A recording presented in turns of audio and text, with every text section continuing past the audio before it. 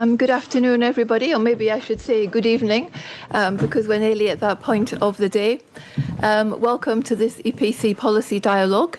It's the first dialogue of 2026 that is focused on Ukraine. Definitely won't be the last, because we plan a very busy season on Ukraine again this year. The point of this policy dialogue today is to look at the outlook for Ukraine in 2026 against the backdrop of many difficult issues, I would have to say. I mean, first of all, the rupturing of the transatlantic relationship, or maybe the ongoing rupturing of this relationship, and the big strategic divergences that now exist between Europe and the US, including on Ukraine. Also taking into consideration the recent national security strategy of the US, which flagged that the Western Hemisphere would be the priority of President Trump. And I think we've seen something of that already, based on the developments in Venezuela and Greenland, but also the potential ramifications for NATO. There's also the challenge of keeping the EU unity, keeping the EU together for at least another year over Ukraine.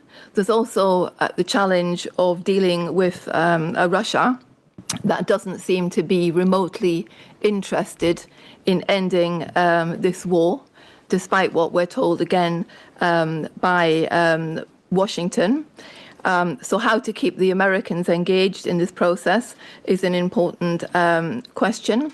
So we're going to be looking at this, but also focusing on efforts to secure effective long-term legally binding security guarantees ahead of a potential ceasefire. I mean, we had the last meeting a few days ago in Paris that seemed to bring about many positive results, but it's a question of really transforming many of these statements and words and good sentiments actually into concrete documents. I mean, getting these security guarantees signed and, as I said, legally binding, but also how to increase the pressure on Russia to get Russia to eventually agree to a ceasefire. And the last point, although probably it won't be the last point, the ability of Europe to continue to support Ukraine without the US. How are we actually preparing for this? And is Europe actually able to do this? So that's just a few things that I think we can dig into today, among others. And we have a really excellent panel for this dialogue, which I'm very happy that we're organizing in cooperation with the University of Pennsylvania. Mitchell is here in the audience, so we thank you very much for this cooperation. So we have Alina Nychyk, who is a researcher and professor at Zurich University of Applied Science. It's really great to have you with us, Alina, and thank you for the cooperation. Ambassador Vsevolod Chentsov, welcome to you, Ambassador. It's very nice for you to come to another EPC event. We're always very happy to have you. Petras Auštrevičius, member of the European Parliament. I'll get it right one of these days. Thank you. You're also a familiar figure in our events. So I really appreciate it. And last but not least, he is online. I hope you can hear us, James. James Siebens, who's a fellow at the Stimson Centre, where he leads the Defence Strategy and Planning Project. So, James, can you give some sign that you're actually there? Okay. Hi, Amanda. Good morning. Thank you. You're there. We can't see you. Maybe my colleagues can do it so we can actually see your face. But while they're doing that, I want to start actually by giving the floor to Alina, because she's our partner here today, and she has prepared an opening sort of presentation or some slides focusing actually on the policy of the EU and looking to what we could expect or need from the EU in 2026.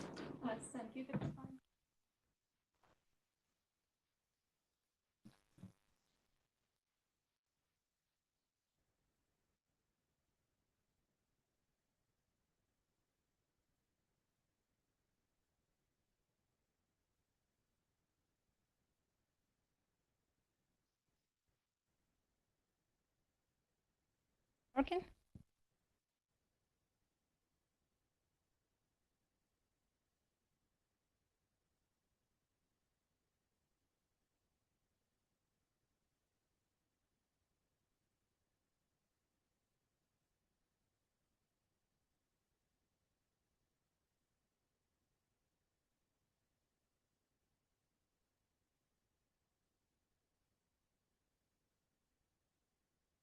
Better? No? So we are comparing European Union's response to Russian invasion 2014 and 2022, and we noticed substantial shifts in 2022. And now in new research, we are comparing these shifts in 2022 with current shifts due to Trump. So why you reacted differently in 2022? And I normally do interviews with policymakers in Brussels and Kyiv on my research. So what I heard is that this war in 2022 is already black and white, which is of course weird for Ukrainians and Eastern Europeans, because for us 2014 and also 2008 was already black and white. But for Western Europeans, it was still not to that point. Also, many of my respondents mentioned that Russia crossed all the possible red lines. So you see, EU had a few red lines that Russia had to cross for EU to develop its response further. Then what we found that there is certain consensus between Eastern and Western member states that now Russia is a threat, which is a substantial shift from 2014, when for Western member states, Russia was still a partner. And so what we observe securitization of EU policies. We have... don't hear online. We need to speak in this.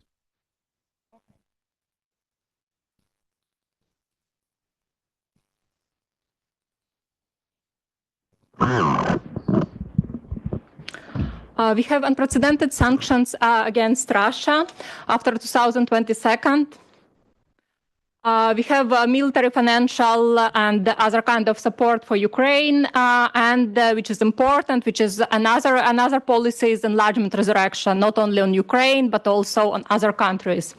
But still, it's important to remember that still there is certain trade with Russia. Still, it's possible to support Ukraine more. So although this shift is substantial after 2022 comparing with 2014, but still more could have been done. And now, if we speak about 2026, of course, more can be done still in future. You know the statistics that the EU is giving more money to Russia than to Ukraine. I will just show you one small graph where you see which countries still buy Russian energy resources.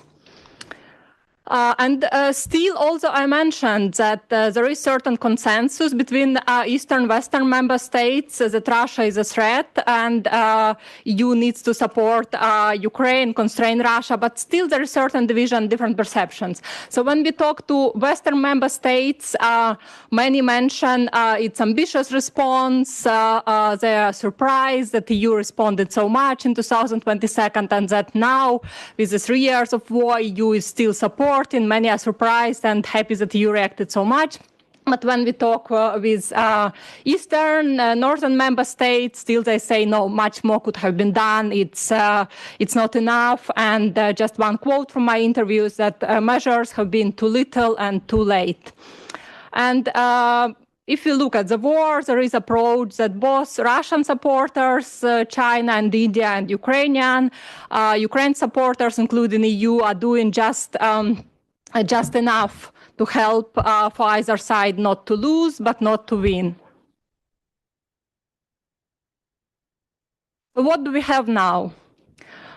Still, we don't have full unity, and in particular now in Brussels again to do interviews, and I had already a few interviews, and my respondents mentioned that now unity is a bit less than in the beginning, 2022, and so when we talk about future, there may be more coalitions of the willing or individual member state taking actions, like for instance now in the case of buying US weaponry for Ukraine and giving it to Ukraine. We have some unity still in sanctions, but still unity is is disappearing and stays an issue in EU foreign policy. EU also, another point, the EU wants to help more but can't use its instruments of our hard power. So EU can do more. Already now EU has capacities, but EU does not have its political will. EU is afraid to be a full security actor. And yes, Hungary. Again, Hungary is just example. We already have Slovakia, there may be other countries. So the issue is that EU has its anonymity voting in its foreign policy, and such countries like Hungary or other members can block both support for Ukraine or EU development in its security policy. Now, in Trump era, we have cooperation with non-EU countries, for instance, UK.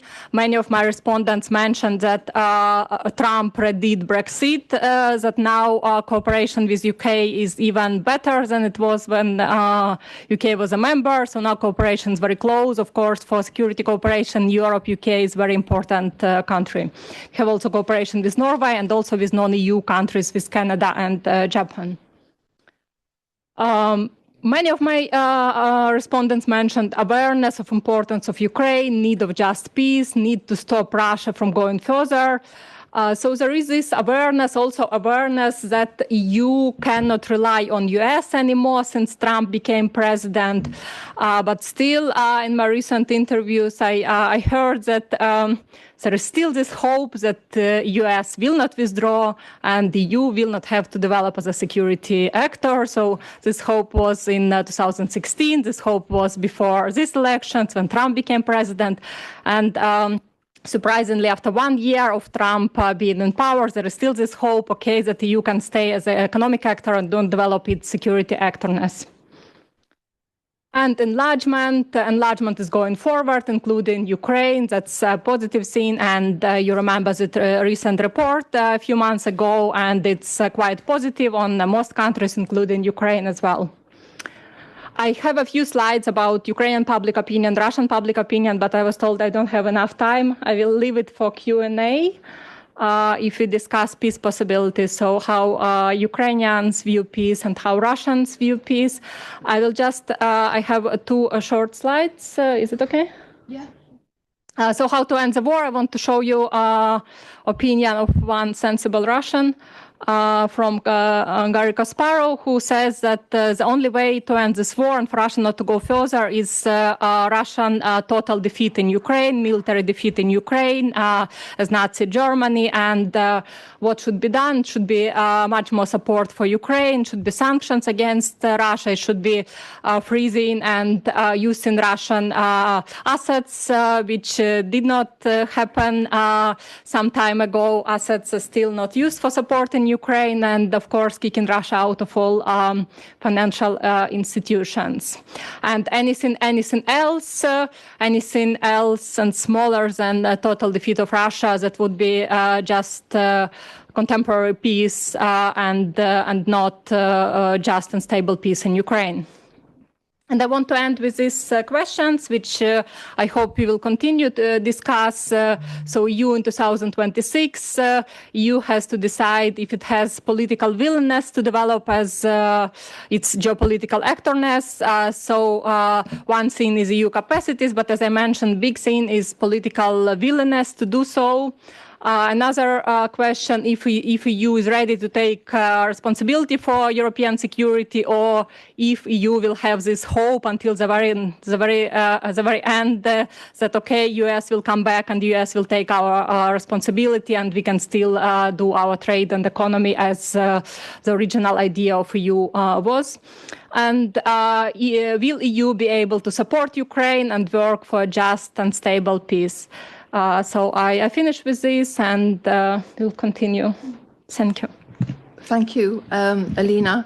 I totally agree with you that, I mean, the EU's policy has evolved, but it's still been insufficient. And if it had evolved or started off from a much stronger position, it could have saved tens of thousands of lives in Ukraine, defenders, but also civilians. But that hasn't been the case. And I sometimes ask myself, whether Europe still understands that this is actually a war that goes beyond Ukraine, that it's a European war, because I don't always have the sense that that is still the case.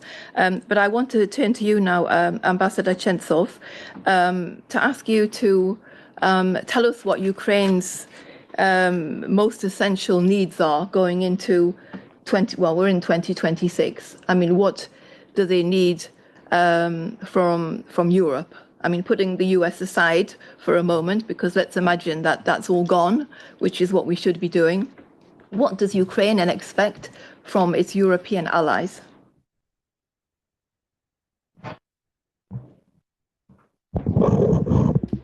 Happy New Year and good afternoon to everybody. And thanks to the EPC and Amanda Paul for organizing this meeting very early in the beginning of the year, while the rest of the people are still warming up to the new season. So it's a good standard you set up. And the topic is very timely. Definitely we can always try to be better and try to find what could have been done more efficiently. But I have to admit that both Ukraine and the EU, they, especially in the recent months and weeks, they did their best to keep the unity, but also to take initiative, because it's very important to not to create any vacuum in the efforts. It's not only about negotiation process or consultation process taking place between Ukraine and EU and US on one side, and between Russia and US on the other side. I think it's a broader process. And in this situation, while US leadership is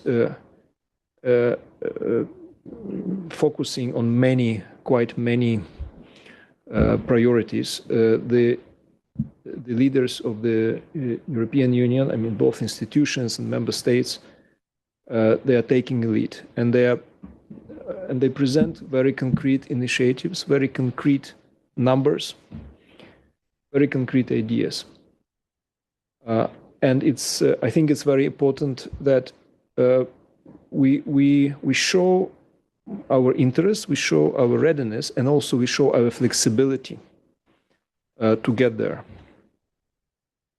And I think we are able also to influence US approach, because it was very clear message of President Trump, even before he became a second time a president, that he is going to influence both Russia and Ukraine and make sure that both parties are moving into peace. And now the situation is very clear that Ukraine is ready for peace. Ukraine is doing whatever is possible to stop this war, and Russian leadership is looking for excuses why not to get into serious conversations.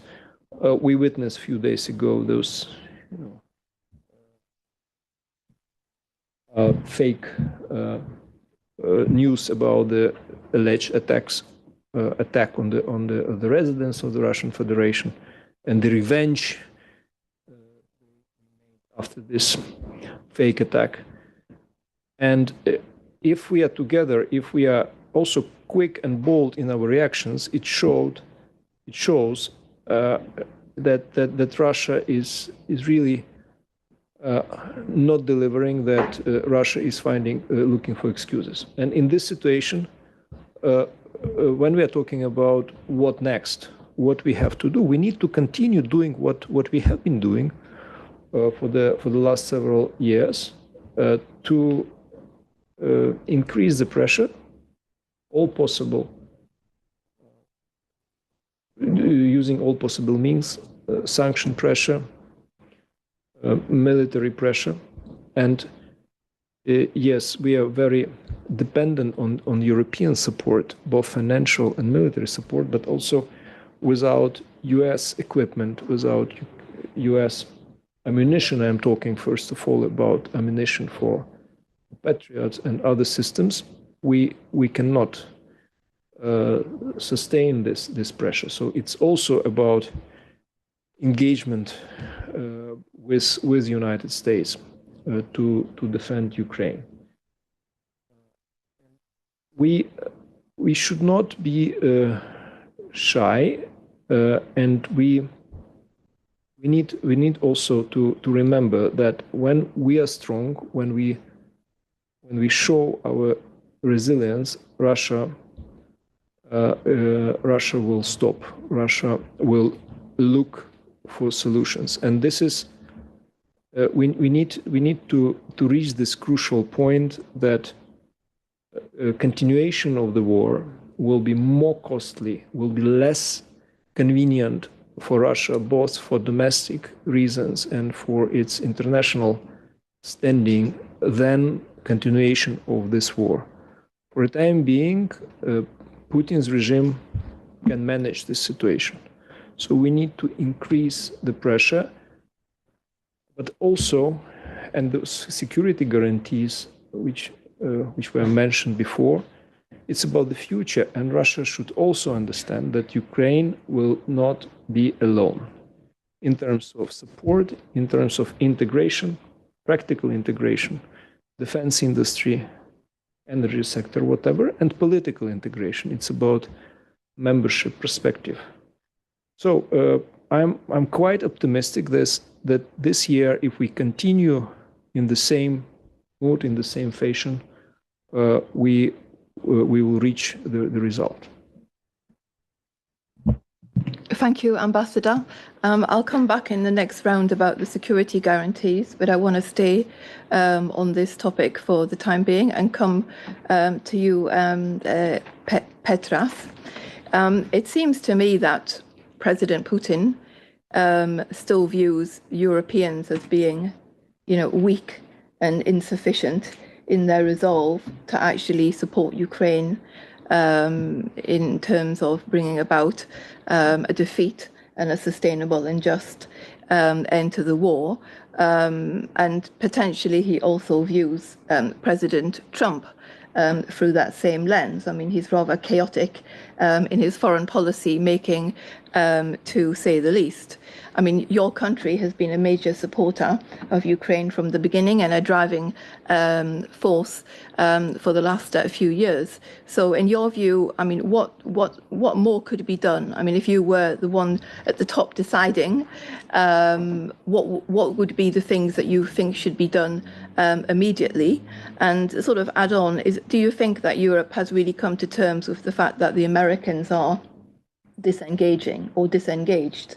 Or is there still this wishful thinking that this is just a bad dream and that we're going to wake up in a few weeks and everything will be as it was before? Thank you, Amanda, and good afternoon to everybody. I will try to incorporate my reply into your question into my kind of prediction for 26, which will not last long. We know how time is flying. But to begin with, I would probably start from, I say, as a former will not end, a new may come.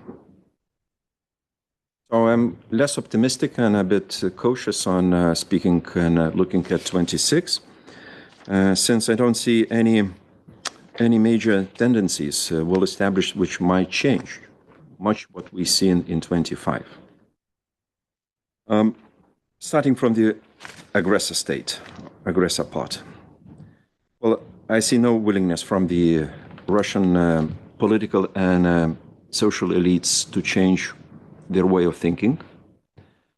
I mean, they continue aggression as nothing has happened, as no attempts, to sit around the peace talks table or whatever. That's nothing. I mean, look at the statistics of each and every 24 hours. I mean, and you will see, I mean, they come wave after wave.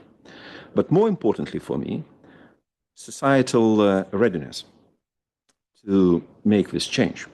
I don't see it at all. Each and every is speaking with a higher aggressiveness and readiness to continue a war. I know it's a part of propaganda, war propaganda, I mean, to demonstrate strength, I mean, determination and whatever. But if you look from the negotiations point of view, I mean, to agree on something, you have to settle a bit and establish certain expectations and to lower a general kind of spirit within the society. I mean, now war is a part of the Russian societal existence. I mean, just to come down, I mean, to 0.0, I mean, to peace kind of deal, it means that you have to explain people what happened. Why just from the war situation we came, I mean, to something more sustainable, more normal. I don't see it. I mean, everything. I mean, miracles might happen in that country because very few are in charge and they can conduct, I mean, this kind of symphony of war on their behalf. But I'm not sure, I mean, it will be so easy to do it. I don't see any Russian readiness, I mean, to come to the table of negotiations. And finally, I mean, to respect agreed things, which will be not necessarily easy and fine for the Russians parts whatsoever. What comes to transatlantic ties, I think we are still in very rough waters, and it will continue for certain periods of time. I don't know, I mean, the direction, I mean, it's taking. Self-reliance of Europe is inevitable, and the sooner and the more capitals will realize, in a good sense, not just in words, but in action, investing into security, defense, taking more responsibilities, speaking about the world not just from kind of pure principles of legalistic approach and so on. We have to be more realistic. I don't see it happening. My last proof was the statement from the External Action Service what comes to the situation in Iran. I mean, it was simply empty. 3 sentences, I mean, no relationship in between and no direction, just sit and wait. If we are in a situation, sit and wait, things will come and will push us, I mean, to the edge, indeed. And apart from this, I mean, Russia, transatlantic, I wouldn't, lose China from our side. Growing assertiveness, assistance to Russia. I mean, as long as Chinese stand behind Russians, it's a great economic military power which might provide Russia with a lot of this. And if we don't convince Chinese, I mean, to ask Russians politely or not to, to listen what the West is demanding and suggesting, nothing might come to the end we are looking at. On Ukrainian side, Ukraine's dependence on financial and military support from the West, Europe in particular, will remain very high for different reasons, especially financially. Look, I mean, Ukraine's government has to sustain daily situation plus start certain reconstruction. I mean, in certain sectors which are needed, I mean, to be rebuilt with new technologies and the rest. And it's extra money, I mean, to the daily needs, financial resources. They still rely highly on external support. And social cohesion and kind of the political atmosphere in Ukraine is not a secondary issue in this regard. So we have to follow the situation very closely and see what is going on. I predict, for example, more political competition coming on the stage in Ukraine. It's inevitable, probably. So that's why it might, bring additional time for Ukrainian leadership to agree and to explain and to lead country into into more secure situation. On security guarantees, many good words were pronounced, but if to look into the context of discussions, something which was already written on paper, I see a lot of split. I see many categories of so-called security providers. Some might come to the border, some might cross the border, some might come as really security providers, some might be financially contributing, this and that. I would prefer, to see probably more united approach, more serious security providers. We are speaking about no-fly zone. We must be speaking about long-range missiles. We must be speaking about some serious new capacities, which not just to be restored on the Ukrainian side, but enhanced. And if we are so split and we have so different understandings on security guarantees, what will happen in the end? It's still for me an open question. Too many different explanations might lead to different results in the end. But 26 definitely will be a year of integration of EU, especially for Ukraine. Ukraine must decide about its integration strategy.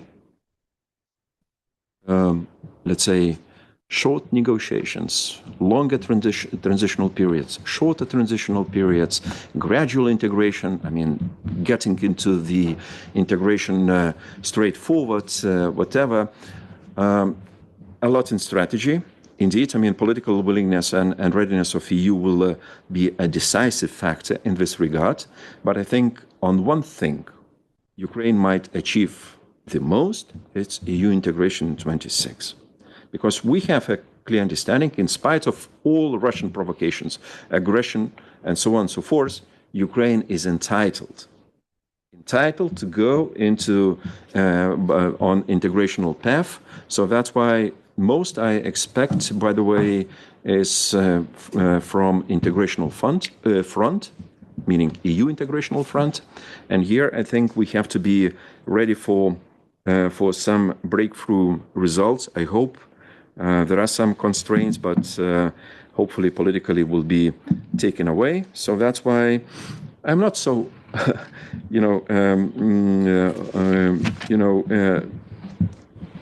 certain results will be for 26, but not necessarily all we are expecting from beginning of the January. But nevertheless, it will be a year of Ukraine. And thank you, Amanda, for keeping Ukraine on agenda. It's not automatic at all. So we have to show extra efforts, to do it. And thank you for doing this. Thank you. Thank you. I think it's a geopolitical imperative to keep Ukraine on the agenda. And if I remember, the EU has talked about 2027 as the date when Ukraine could potentially join the EU. So we're talking about basically 12 months from there. Let's hope that that commitment is kept, although I have to say that I'm quite sceptical about that, but, fingers crossed. I'll come back to you again in a minute, but I want to turn to James, if you're still there, James, online. It's very nice to see you again. I don't really know where to start when we're talking about, President Trump's policies on anything, because something new pops up every day. But I'd like to hear from you an assessment of where we actually stand on US strategy towards a sustainable peace in Ukraine. Remember, about a year ago, he said that he would achieve it within 2 weeks and then 2 months, and now we're a year. How do you see things unfolding in that respect, and how do you see more broadly US ties with Ukraine, because they always seem to be in some way secondary to Washington's ties with Russia, which still seems to be more of a priority, despite how President Putin has actually repeatedly humiliated Donald Trump over the last year or so. So looking forward to hearing your opening remarks. Well, thank you very much, Amanda, and thank you to the European Policy Center for inviting me to speak with you all. So I think in brief, and Amanda, am I coming through okay? Well, loud and clear. We roger you fine. Excellent. Thank you.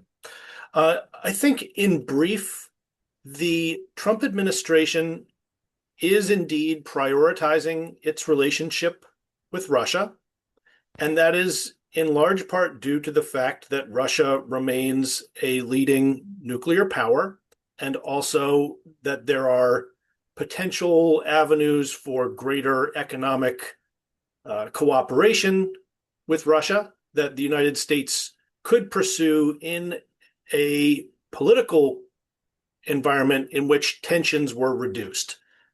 The United States doesn't want to go to war with Russia. And so what the Trump administration has been pursuing is essentially de-escalation and ideally deconfliction over Ukraine in order to pursue normalization with Russia.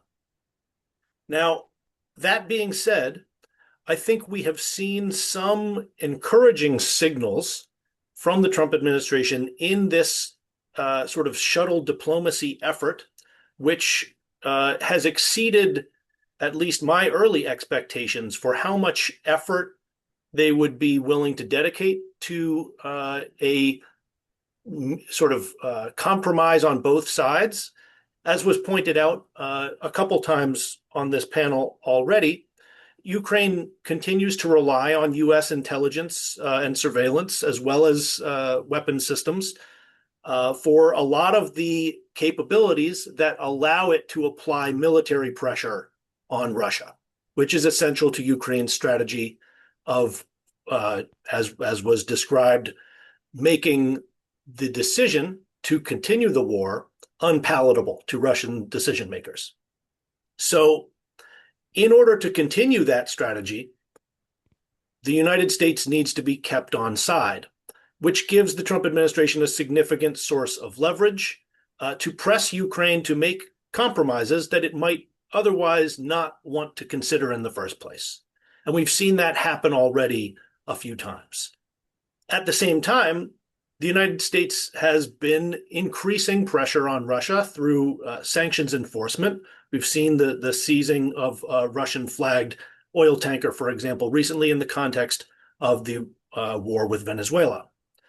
So I think those indicate a willingness to maintain the course for purposes of bringing about a more genuine negotiating process rather than simply forcing Ukraine into a kind of undesirable compromise. Although I'm sure that any compromise will be less than ideal, it would be expected that both sides will have to accept terms that they might not prefer.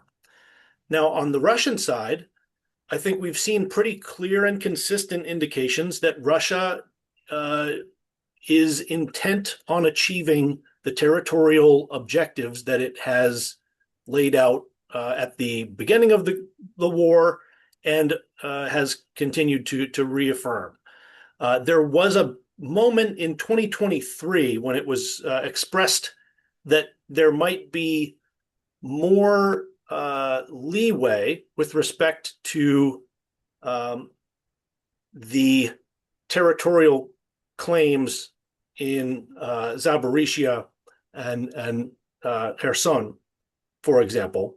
But I think the main line from Moscow has been that they have been clear about the territories that they intend to take, and that if Ukraine will not give them to Russia, then it will continue to fight for them.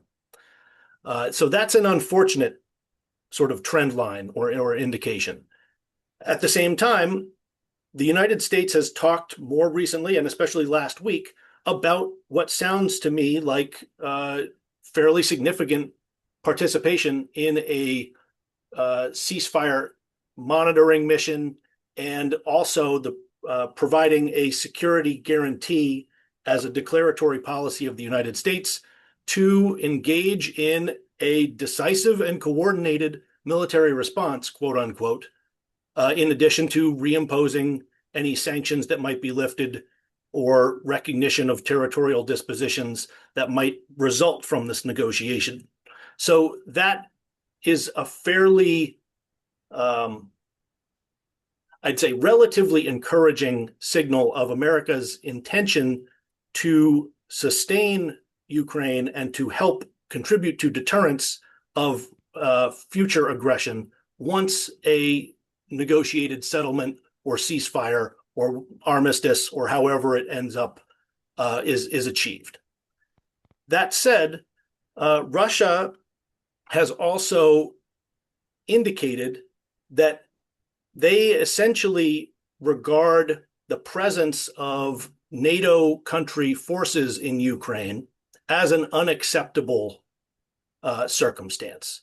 And so that complicates the negotiations clearly, because from Ukraine's standpoint, that might be an essential component of a ceasefire, would be to have foreign forces supporting and contributing to deterrence. And Russia obviously seeks to deprive it of that kind of a foreign military presence, and makes reference to the cooperation and close integration with NATO forces as one of the motivations for its initial invasion. So I think that's kind of how I see the trend line on the negotiations and the Trump administration's goals with respect to those negotiations. It does seem sincere about seeking to achieve a ceasefire in the near term, and it does seem to have realistic expectations about what would be required after a ceasefire were achieved to sustain that ceasefire, in terms of continued international support for Ukraine and U.S. involvement in a ceasefire monitoring mission, if not enforcement mission, as well as declaratory policy about a willingness to intervene militarily and with economic sanctions if Russia decided to break the terms of that ceasefire.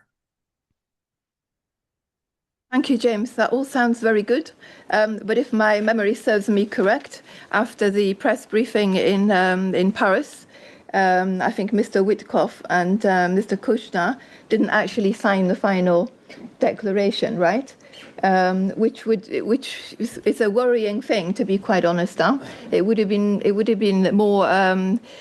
been more reassuring if they'd actually put their signature on the paper, but maybe we'll get there the next time. And honestly, I think that Europeans, but not only Europeans, spend far too much time worrying about what the Russians have to say about what they like or don't like. I mean, why do we actually care if they don't like the idea of NATO? NATO countries being deployed into Ukraine. I mean, it's actually none of their business, and we shouldn't be so risk adverse, because if we continue to just do what the Russians or take notice of what they say, we're going to end up not doing anything, which is exactly what they like, and which is exactly what happened back in 2014.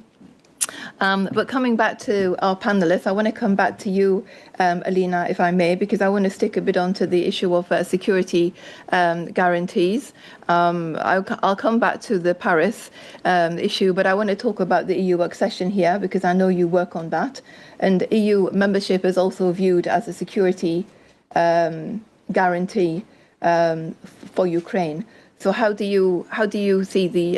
How important is it that progress is made this year towards that goal, and to what extent can it actually be a security guarantee for Ukraine in reality?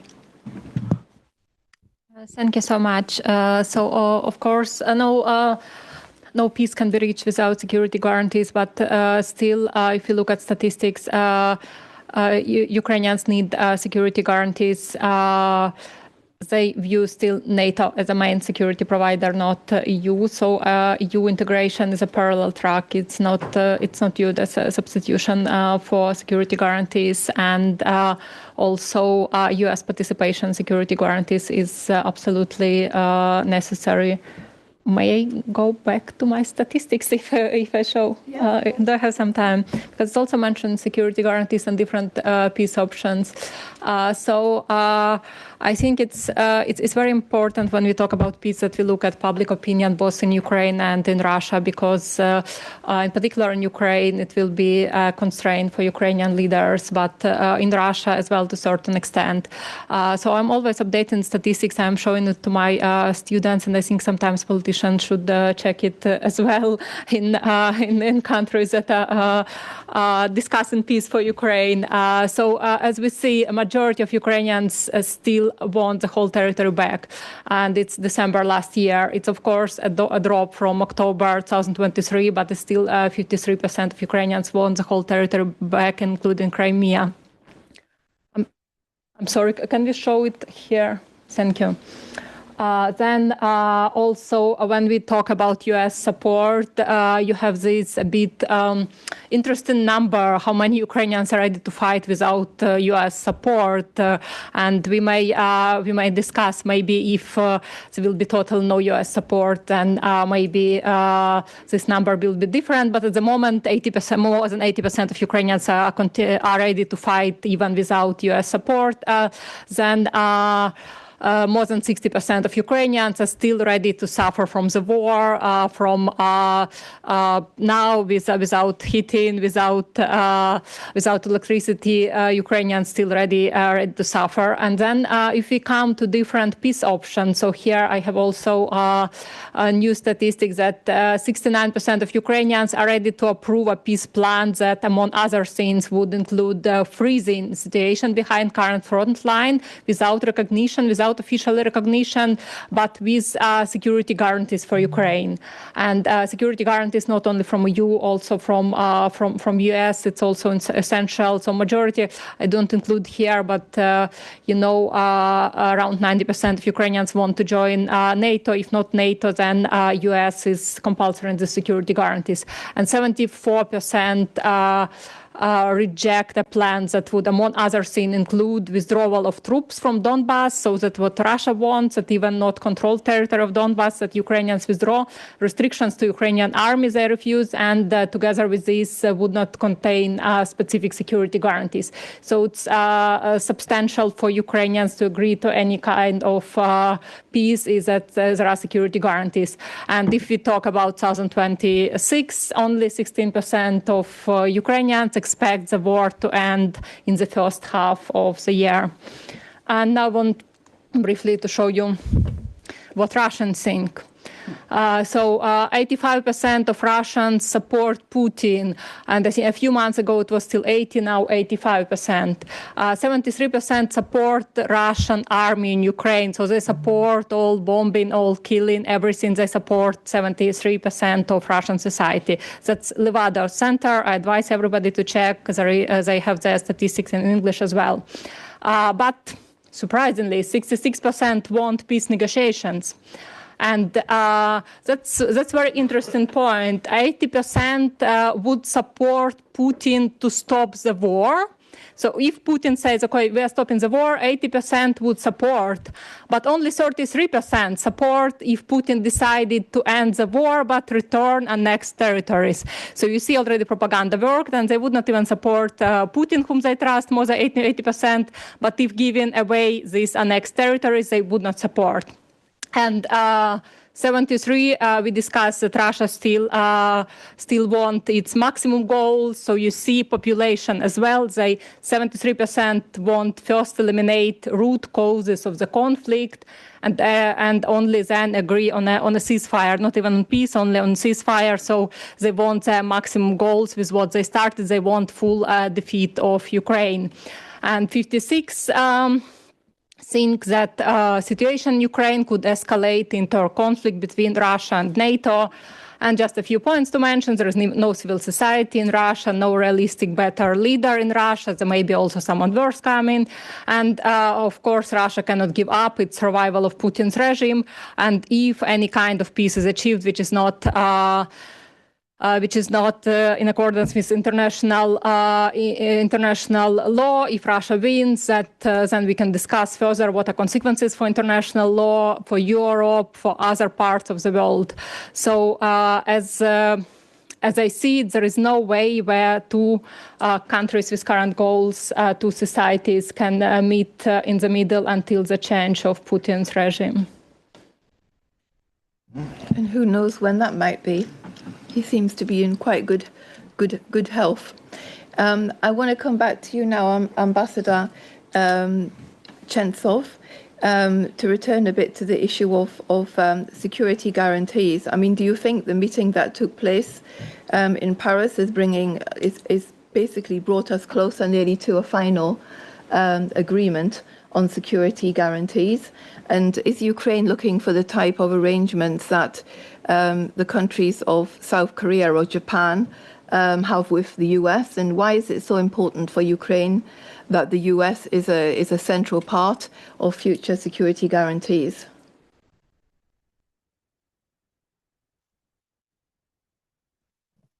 Now that you mentioned the final agreement, I think it's very important that France and UK and other partners are taking concrete steps to put on the table their means and possibilities how to protect Ukraine and Europe after the war. But definitely it's not about final agreement. It's about starting. It's about it gets us closer to meaningful discussion. That's for sure. But I think we should not concentrate too much on this stage, on the figures and particularities, because it's important, but one of the still initial steps to get to meaningful discussions with the Russians, either directly or indirectly. What is important, I think, that we impose together our logic, but not waiting how Russia, as you said, how Russia reacts, how Russia thinks, what Russia would allow us to do. Because if you remember, when in Kremlin they understood that they're getting under the pressure, they immediately suggested that they should be a part of the arrangement. They should guarantee, because their logic is that it is impossible to guarantee Ukrainian security without Russian agreement. That it doesn't matter what US or UK think, if Russia want to continue this aggression, they would continue. So this is a Russian logic, and we are breaking this logic. We are saying, look, we are strong enough to protect ourselves, even if you are a nuclear power. So I hope that we will build up on those arrangements, and at the end we will have legally binding instruments, contrary to what we achieved back in 1994 in Budapest, and there will be very clear logic and clear sequence who is doing what in case Russia decide to aggress.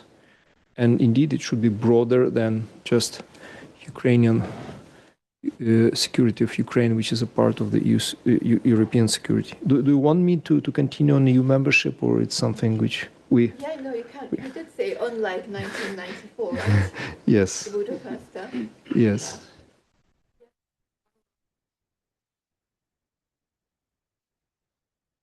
Look, again, I think it's even more about symbolism, because EU membership is regulated by a separate process, which is the enlargement process, and we are on track. When we are considering EU membership, in the context of security guarantees, we should remember how the war started back in 2014, right? So it was Russia not accepting Ukraine association agreement with the EU, and the reason is the same as for the big war in 2022. It's about Russian internal dynamics, how regime consider the threats to the stability of the Russian authoritarianism, or now totalitarian regime, because okay, they will change their opinion about Ukraine, but they used to consider Ukraine as a kind of part of the Russian space, and they cannot allow part of the Russian space to become a normal country, normal state, right? This is the main thing. So they need to kill the idea that Ukraine is normal. Ukraine should be a little Russia, in the Putin's and logic and people around him. Whether they would allow Ukraine to become an EU member, I think this is one of the greatest challenges for Russian regime. I don't believe that they are just opposing NATO membership and accepting EU membership. I don't take it for granted. That's why we need to take it very seriously and insist on that, also in the context of the security guarantees, because it will put the end to the Russian attempts to consider Ukraine as their space. Putin is always saying that he has no objections to EU membership, so that should be a red flag, if ever there was one, to be honest. I want to come back to you now, Petras. Staying a bit on let's say, the ceasefire, the security guarantees, because there has also been another idea that was raised by President Macron, that after 4 years, he announced that he thinks it would be a good idea to restart direct dialogue with the Russians. I think we all remember that scenario previously, where there was a huge, very long table with Putin on one side and him on the other. What do you make of this? Could it have served any useful purpose whatsoever, or would it just play straight into Russian hands, that sort of initiative? And is Macron the right guy to go again, to be frank? Huh? No, he doesn't speak Russian and he doesn't understand Russian mentality. I have to admit. That's clear. But I have a question, to public. What kind of Russia we will see after a war? So imagine, a ceasefire, peace agreement. We know more or less about Ukraine. We're speaking about Ukraine. Security guarantees, EU integration. Somebody says no NATO membership, all right? Financial assistance, But what kind of the huge piece of land, Russia will represent after a war? Absolutely open question. Nobody cares about this. We assume that Russia will re-civilize itself, or will adapt, more or less, to the peaceful rules or mode of existence. You think they will? I'm not. Well, because Russia will succeed in a major historical project as partition of Eastern Europe. Insistence, on a demand to have Donbass, large Donbass, as such, is already, an example of partition. What happened in between, and nobody's really focused on this, Belarus is given for Russia. Just for nothing. Did you hear any major concerns? Statements, criticism after Russians deployed Oreshnik in Belarus. It's like a gubernia. I mean, Russians are free, I mean, to move Oreshnik, whatever nuclear capacities from Moscow region to Belarus, and nobody is speaking about it. Belarus is swallowed, it's given to Russia. Belarus must be a part of those negotiations as well. Huh? What are we going to have after conclusion of those negotiations? Secondly, I think the concept of good Russians is dead. Finally, and for good reason. Let's not fool ourselves. Russians must pay. All of them. All of them.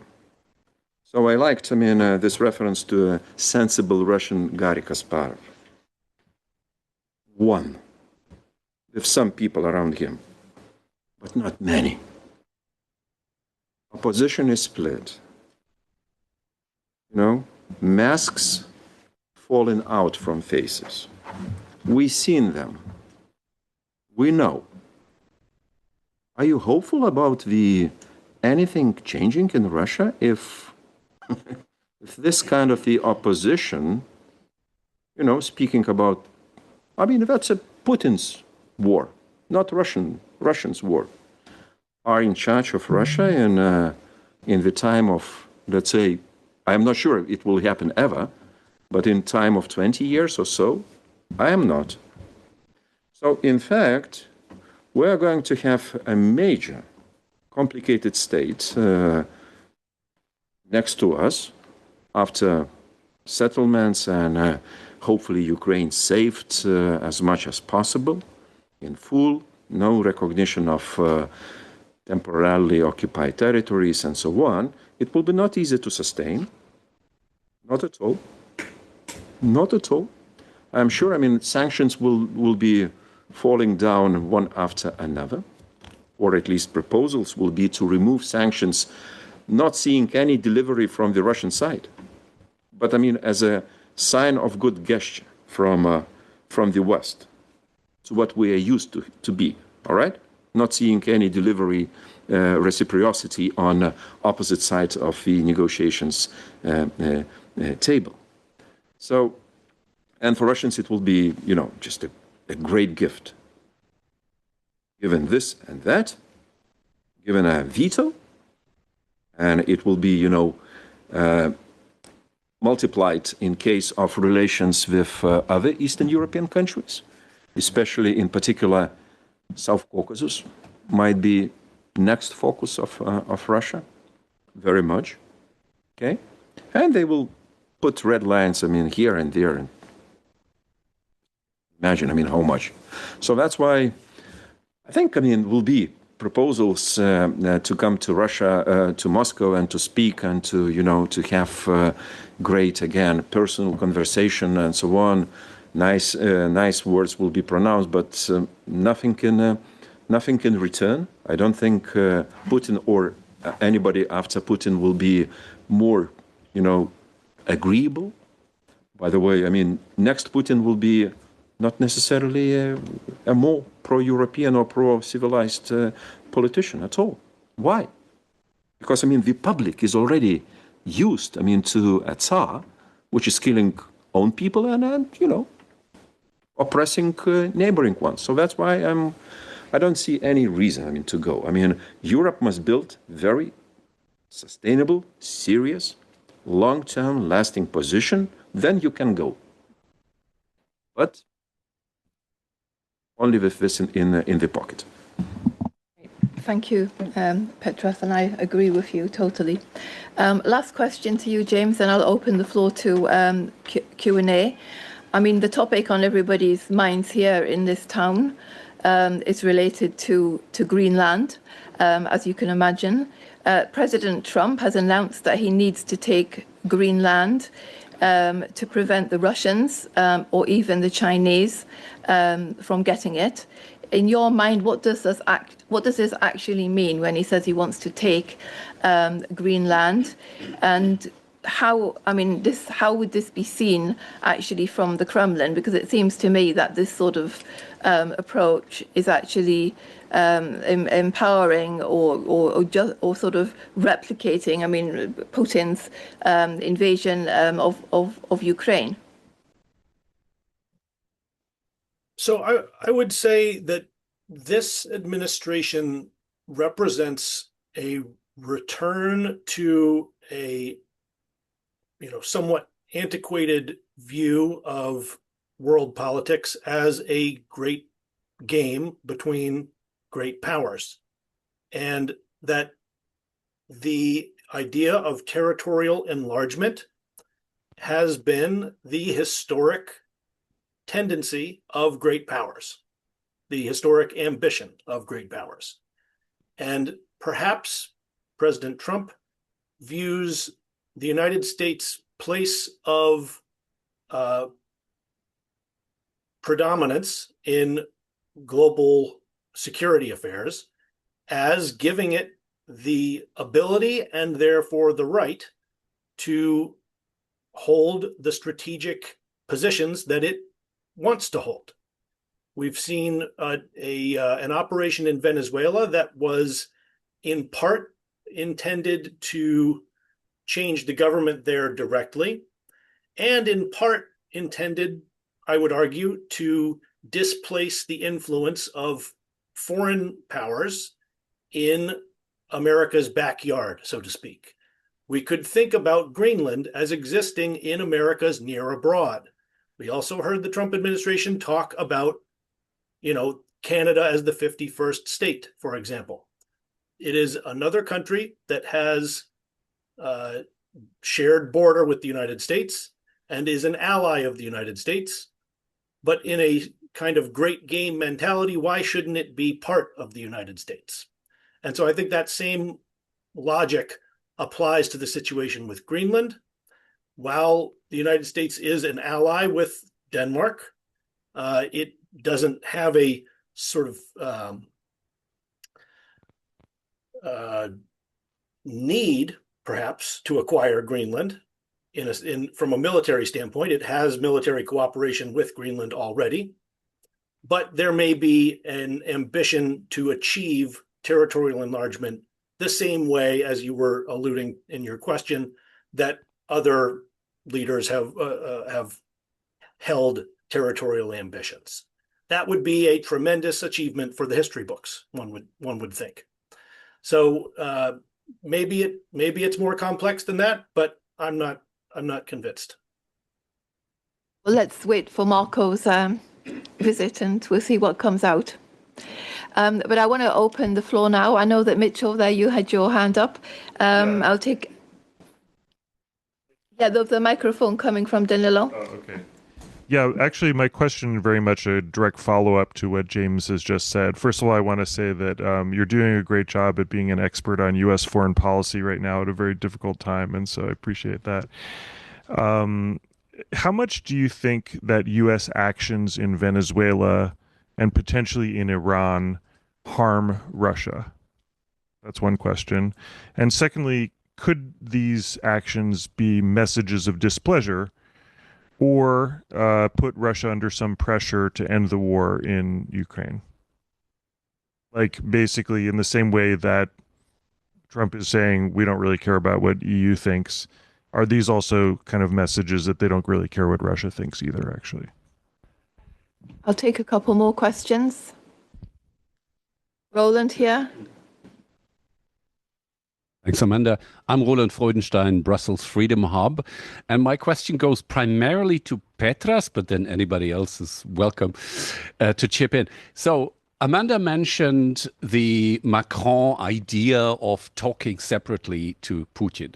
In fact, there has been the demand by people from member states and the think tank community to actually develop a European peace plan for Ukraine, different from the first 28 and then 20 points that then in the end the European Europeans and the Americans and the Ukrainians kind of agreed on.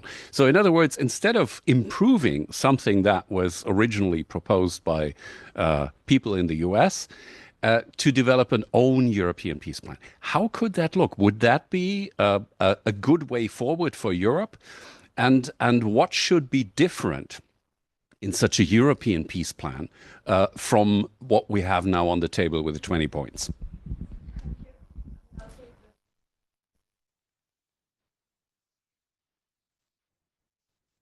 Hello, my name is Ksenia Drushchenko. I'm from Action Ukrainian Association, and my question is to Petras. And I would like to thank you for your very firm position and strong position on dead good Russians. And you mentioned the future of Russia and Belarus. And my question is, what do you think about disintegration of Russia into different states, national states? And we know that there are tendencies within Russia on this subject. Thank you.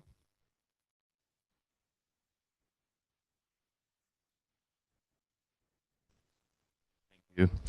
Sebastian Morin from the Parliament of Romania, and my question is addressed to the Ambassador, His Excellency Chentsov, and also to Mr. Petras, because we share a common fear of Russia.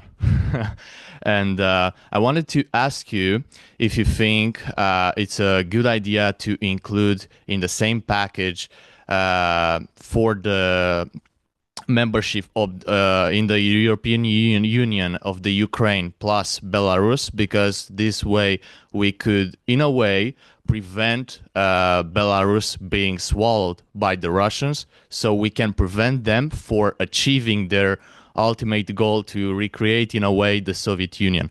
But of course, the question is for the ambassador as well, because would you accept to be in the same package with Belarus in the current conditions? Thank you so much. Interesting question.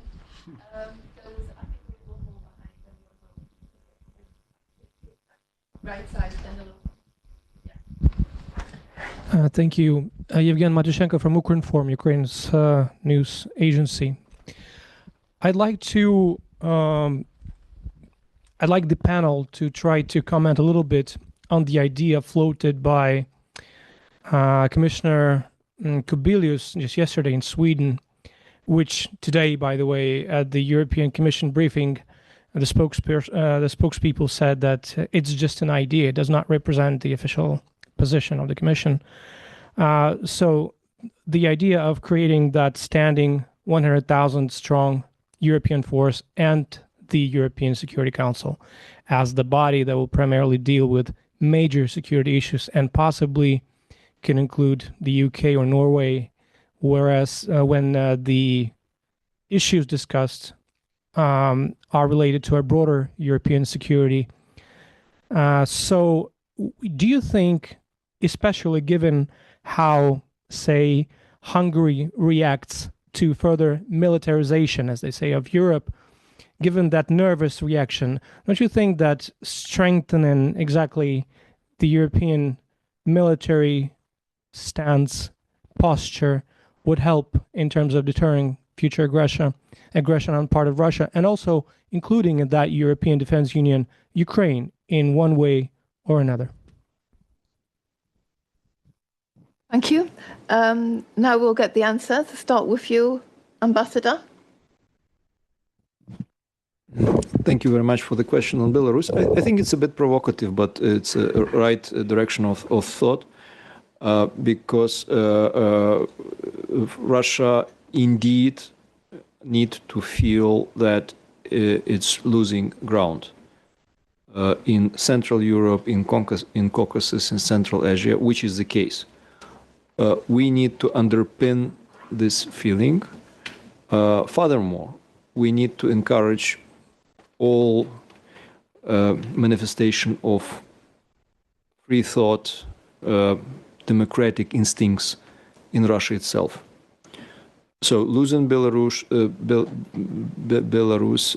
will be a big blow for Russia, and I think regime of Lukashenko started to play interesting game now, understanding where the wind is blowing. So probably I will stop now and not speculate, but I think it's going to be interesting with Belarus. On security and defense union, whatever you call it, it's this thought. It's new but not very new, and it's a right direction of thought. And you mentioned Norway, UK, and Ukraine. Yes, it should be brought, but also the member states which are not interested in common defense should be able to opt out. Nobody should be forced in that union, and that, or this kind of appendix to the existing union. And Ukraine already is able to play an important role, if not a decisive role in Europe's defense and building up military industrial base. So as soon as this idea will shape out up into the strategy or at least a framework, I think it will be interesting to discuss and exchange views. I would say that Turkey should also be part of that, given it's a major European security actor. But let's see. Alina? Thank you. I will have very brief comments regarding European peace plan. Of course, it would be more pro-Ukrainian than currently US or Russian plans. Of course, it would be borders of 91. Of course, with the security guarantees and everything, because there is understanding in Europe that if Russia wins, if Russia has any kind of victory in Ukraine, then Russia could go. If it will be only ceasefire for a few months, even years, Russia would become stronger, Russia will go further. And it's understanding in most EU countries, in particular in neighboring countries, there is no willingness that Russia will attack them. Of course, it's an interest of EU that Russia has defeat in Ukraine, does not go further. There is this awareness of importance of restoration of international security, but there is fear within EU to act alone. As I mentioned, there is still hope that the US will not withdraw. There is fear to anger US and to provoke even more withdrawal of US. So European peace plan would be more pro-Ukrainian, more just in accordance with international law, but there is no willingness of EU to do so, to act without US, because there will be this hope until the very end that US stays, and there is fear to lose US. And regarding this European force, so the answer is the same, that until NATO is destroyed, until US withdraws totally from NATO, then it will be always willingness to rely on NATO and not to develop too much of EU own security. Just until just develop a bit, but not to anger Trump, not to provoke them more withdrawal. So there is no political will in EU. Thank you. Great questions indeed. It would take, I don't know how many hours to discuss, but briefly. Why? The European peace plan, for me, it's more a kind of geographical description rather than institutional. There is, did you hear anything about the negotiators, which are,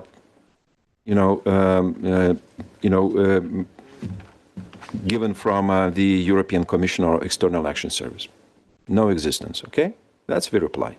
No negotiators, you are not at the negotiating table. Of course, the EU has no military capacity. as a single one. So that's why capitals, national capitals, I mean, they have a say, they have a control, they have military planning, I mean, real one. So that's why they are able and willing, I mean, to continue with this status quo policy line, not changing, not giving the EU institutions something more. Yes, indeed. I mean, in the European Parliament sessions, I mean, in 25, we had a couple of times exchange about the peace plan.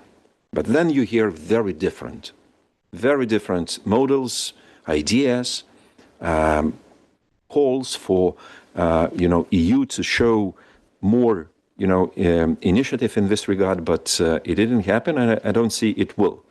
I mean, Kaja Kallas is not assigned for this task. She is not given the right, I mean, to speak. I see more von der Leyen speaking on behalf of EU. So who is who and who is in charge? It's a mystery. So that's why the member states are indeed very comfortably taking the situation and present their peace plans. I mean, you hear 7 signed a statement, 20 or whatever, but not a single EU. And it will continue until we don't have a defense union and we have this kind of a military force, what Andris Kubilius spoke about, but indeed, there is no yet a decision to do it. So it's great. I mean, Kubilius is speaking about this. Somebody should start from this. And probably it will take some time, but not yet. Disintegration of Russia. If you ask me, is that possible? In principle, yes, of course. It's a colony. It's a prison of nations. It was and it is a prison of nations, okay? Russians dominate and they took over. I think they rule Yakutia, not necessarily legitimately. But is there anybody in Yakutia ready to take over? I don't see. Maybe in Tatarstan, I mean, they have a history, they have some, legacy and so on.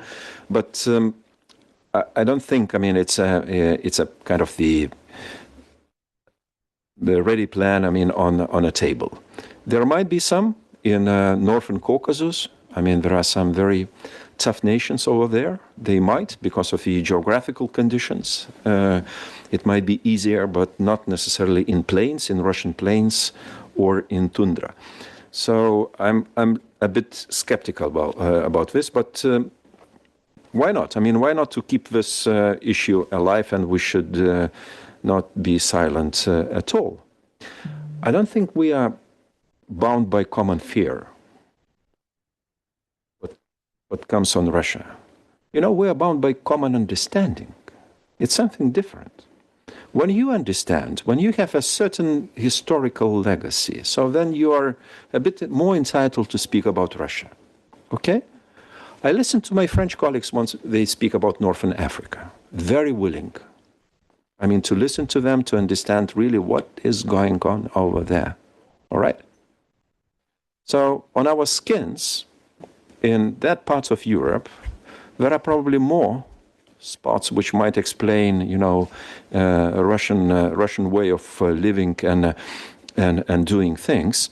So that's why I would advise, I mean, even big countries, I mean, to listen to Balts and Poles and Romanians and Bulgarians and Czechs with more, readiness, I mean, really to come to the points of common understanding.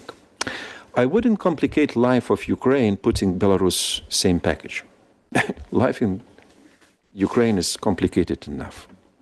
But, so I think it's a great mistake that EU is not really coming up with the concept of, future concept of Belarus as a part of EU. I will admit, I was critical about, and I am critical about Belarus opposition.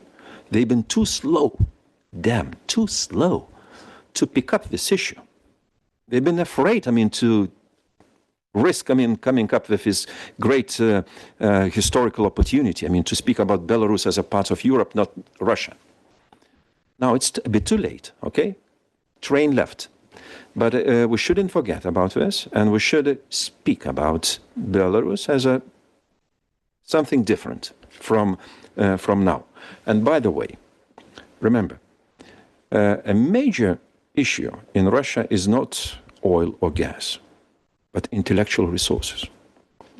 So that's why Belarus is a very, tasty piece of land for Russians. Believe me. It's a future challenge for Russia and so on. So that's why I stop here. Thank you, Petras. Now we're going to come to James finally before we move next door, where we're going to have Ukrainian food and drink. So the final word goes to you, James, on the couple of questions that were there, and quite poignant questions. Well, thanks very much. I think the question that was most directed toward me had to do with whether or not recent developments in the Western Hemisphere have been negative for Russia, or at least developments with respect to Venezuela, but also I believe Iran was mentioned. I would add to that list Syria. I would add to that list Armenia. These are places that Russia has lost influence as a result of its own actions and as a result of U.S. actions, sometimes military, sometimes diplomatic, and I think especially diplomatic. When it comes to Venezuela, we should note that the special military operation, if you will, to remove Maduro was not entirely successful due to military competence and capability, although that is a major factor. But there were negotiations about the desire to remove Maduro. There was an effort to force him from power through the threat and prepositioning of force. These are factors that might be familiar to some of our colleagues there in terms of a pressure campaign. And ultimately, the vice president of Venezuela was in Russia when everything went down, or shortly thereafter. I'm not clear on exactly that timeline. But for certain, we can think of the change in Russian influence in Venezuela as part of the negotiating process between the United States and Russia. We should also think about Russia's ambitions and aggression towards Ukraine as a part of a negotiating process with the United States over NATO influence along Russia's border. Obviously, the decision in Sweden and Finland to become part of the NATO alliance is a strategic loss for Russia. And so, as a consequence of its decision to invade one of its neighbors, others of its neighbors have decided to view Russia as more of a threat. That's a logical consequence of Russia's actions. And yet Russia remains willing to sustain this war effort at great cost for purposes of ensuring that NATO forces will not be in alliance or present inside Ukrainian territory. So I think part of what we collectively need to wrap our heads around is that broader contest is part of the Russian view of Ukraine. It has two levels, obviously. There is also, as was pointed out, a view of Ukraine as a little Russia. But in addition to that kind of paternalistic cultural will to dominate Ukraine, there is also a geopolitical view of NATO and the prospect of NATO expansion that factors into this war. And so as negotiations continue, I think we should be sober about the fact that Russia has to decide not to continue the war in order for the war to end. And that means that some of what Russia is motivated by has to be factored into negotiations, which is, to your earlier point, Amanda, why we have to pay some attention to what it is that Russia is seeking to achieve, as terrible as it might seem to us it also is a factor in sustaining the conflict, and therefore must be a factor in ending the conflict. They have been clear also that they understand the political predicament that Ukraine's leaders are in with respect to territory. And I think both Russians I've spoken with and Ukrainians I've spoken with have a more pessimistic view of the prospects for a negotiated settlement than perhaps European allies or American allies. That there is a resignation to the prospect of a long war of attrition because some of the differences are evidently irreconcilable and mutually exclusive, as kind of we've talked about on this panel. So, the question then becomes which side time is on, and I would think that a greater effort on the part of Europeans to build their own military capacity would give Europe more influence over the negotiations and a greater contribution to deterrence if negotiations are successful. Thank you, James. I think what it boils down to is that Russia has a strategic objective that it's had since the beginning of the war and is ready to do whatever it takes to achieve it. Europeans may have a strategic objective, although I'm not entirely sure that's always the case. But we're not yet at the point where they're ready to do whatever it takes to achieve it. They still aren't able to act from a position of strength, and they still don't show the necessary political courage to do that. But hopefully 2026 will be the year that will happen, because Ukraine needs Europe to do that. So I want to thank all of you for joining us here today in the room, online. I think it was a great start to our Ukraine project series. I think we had great speakers here today and covered a lot of topics. We actually have another event tomorrow for those of you who are interested in the European Parliament, which is looking at energy security, how Europe can finally rid itself of all types of Russian fuel. Again, I want to thank the colleagues here from the US, to Mitchell, and to you, Alina, for this wonderful cooperation and for also providing the Ukrainian cuisine, which I'm sure we're all going to enjoy. And wish all of you a very nice evening. Thank you.